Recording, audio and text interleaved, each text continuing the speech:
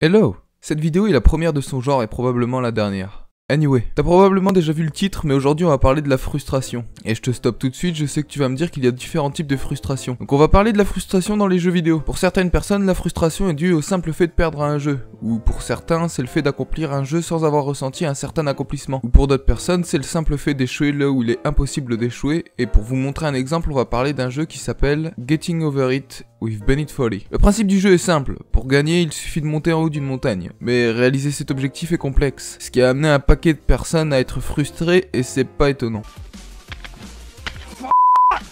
Oh my god!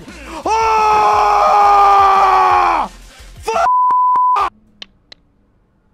God damn it! I hate the world. I hate everything. I hate it all. God! Le jeu est un véritable challenge, où d'une seconde à l'autre, on peut tout perdre et recommencer au début. Mais comparé aux autres joueurs que j'ai regardés, j'ai fini par me poser une question après avoir joué 8 heures au jeu. Et cette question c'est, la frustration est-elle la même pour tout le monde? La réponse est simple, non.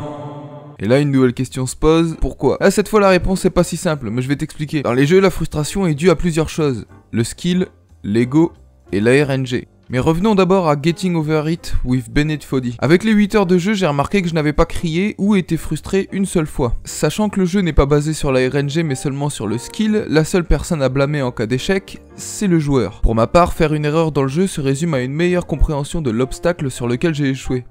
Mais quand tu regardes les vidéos des personnes qui explosent leurs nerfs sur ce jeu, une des choses que j'ai citées revient assez souvent, et c'est l'ego. À leurs yeux, l'obstacle est simple. Mais à côté de ça, ils arrivent à échouer et ils ont cette tendance à blâmer le jeu. Et c'est ça être frustré à cause de son ego. Tout simplement car le jeu ne contient pas de RNG et qu'on n'assume pas que notre skill est inférieur comparé à ce que le jeu demande. Pour être honnête, j'ai cette tendance à être frustré par des jeux comme le poker ou Hearthstone ou voire un jeu de dés. Et laisse-moi expliquer pourquoi. Le poker, les jeux de dés et j'en passe ont cette tendance à s'appuyer plus souvent sur la RNG que le skill en soi. Ce qui en revient à dire que peu importe à quel point tu es bon au jeu, tu peux perdre juste car quelqu'un a une meilleure paire que toi ou est tombé sur un plus gros chiffre à son lancer de dés. Et c'est ça qui me frustre. À mes yeux, un jeu vidéo devrait récompenser le temps et la pratique que tu as investi en lui pour pouvoir en tirer cette récompense qui est le simple fait d'accomplir quelque chose, que quelqu'un ne peut pas accomplir par la chance comparé à une partie de petits chevaux qui se base sur la chance. Parlons d'un jeu qui s'appelle The Witness. Encore une fois, le principe est simple, il s'agit de résoudre des puzzles, mais réaliser cet objectif est complexe car il y a plus de 500 puzzles plus compliqués les uns que les autres. Encore une fois, beaucoup de personnes ont cette tendance à être frustrées par leur incapacité à résoudre certains puzzles et blâment le jeu alors que pourtant il y a une réponse à tous les puzzles. C'est juste qu'il est dur d'admettre que son ego a pris un coup. Mais encore une fois, The Witness a été une expérience agréable à mes yeux au lieu d'être un coup de poing de frustration qui me restera au travers de la gorge. Pourquoi?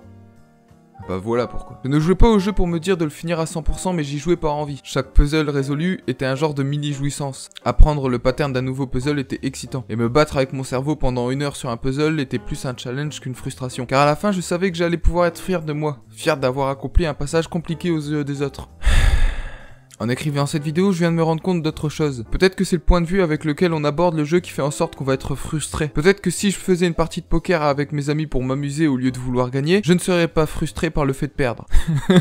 Putain, cette vidéo c'est un gros n'importe quoi. Je viens d'argumenter pour prouver un point que je viens de dénigrer en me faisant une autre opinion. Ah, ça ruine tout mon outro. Là je fais comment moi du coup? Ah je sais, j'ai simplement à dire. Et vous? Vous en pensez quoi? Fucking on your bitch, yeah, that.